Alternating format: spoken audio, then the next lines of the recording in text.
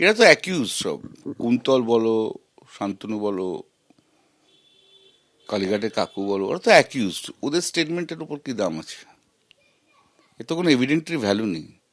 এগুলো ম্যালাফিডে, এরকমভাবে নাম ভাসিয়ে দেওয়াটা হচ্ছে সিবিআই, এটা পলিটিক্যাল ম্যালাফিডে, এবং সেটা ওপরের ইনস্ট্রাকশন আছে বলেই করছে, কিংবা এখানকার কারুর প্রেসারে করছে, বিজেপির কোনো নেতার প্রেসারে করছে। কোনো অন্যায় যদি করতো তাহলে কি ছাড়তো?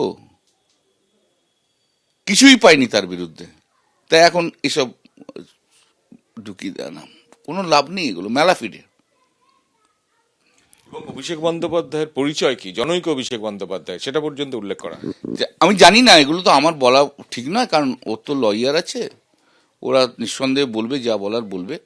কিন্তু অ্যাপারেন্টলি আমার যেটা মনে হয়, এগুলো পলিটিক্যাল ভিন্ডিকটিভনেস, এগুলো পলিটিক্যাল, মানে ম্যালিস রয়েছে পলিটিক্যাল। অভিষেক তো একটা, অভিষেক বন্দ্যোপাধ্যায় তো একটা রাজনৈতিক নাম রে বাবা পশ্চিমবাংলা, এটা তো মানতে হবে ভাই তোমাকে, এটা তো অস্বীকার করলে চলবে না। তিনটে টার্মের এমপি সে তৃণমূলের, তো ন্যাচারালি তার তো এগুলো পলিটিক্যালি ভিন্ডিকটিভনেস। একটা অডিওকে সামনে এনে এটা আরে দূর, অডিওর কোনো এভিডেন্টারি ভ্যালু আছে নাকি? এসব অডিও ফডিও কোনো একটা এভিডেন্টারি ভ্যালু থাকতে হবে তো।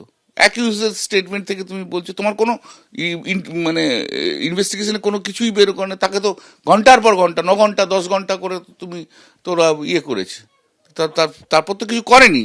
এখন একটা কোথায় একটা চার্জশিটের মধ্যে কোথায় একটা নাম, একটা জাস্ট এগুলোকে বলে রেফারেন্স করে দেয়া, কাউকে কালিমা লিপ্ত করার জন্য ইন্টেনশনালি এগুলো করে। এগুলো তো আমরা সবসময় আর্গুমেন্ট করি কোর্টে। এদের চিহ্নিতকরণ তখনই সম্ভব যখন তদন্ত স্পষ্ট হবে, তদন্ত নিরপেক্ষভাবে হবে।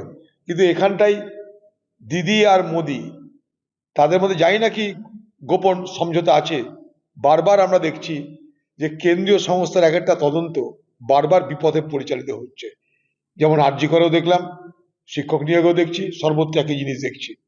আমরা চাই তদন্ত নিরপেক্ষ হোক এবং দোষীদেরকে গ্রেপ্তার করা হোক, এবং যারা বঞ্চিত তাদেরকে চাকরি দেওয়ার ব্যবস্থা করা হোক।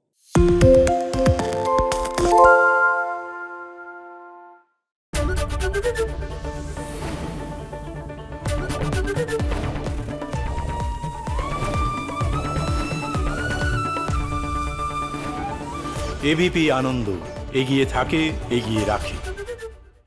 সত্য অন্তহীন, সত্যের খোঁজও তাই, সত্য সন্ধানে তাই আমরা অক্লান্ত, অকুতভয়। এবিপি আনন্দ নতুন ভাবনার প্রতীক, যা মনে মুক্ত, তথ্যে যুক্ত এবং যাবতীয় সীমানার বাঁধন থেকে মুক্ত।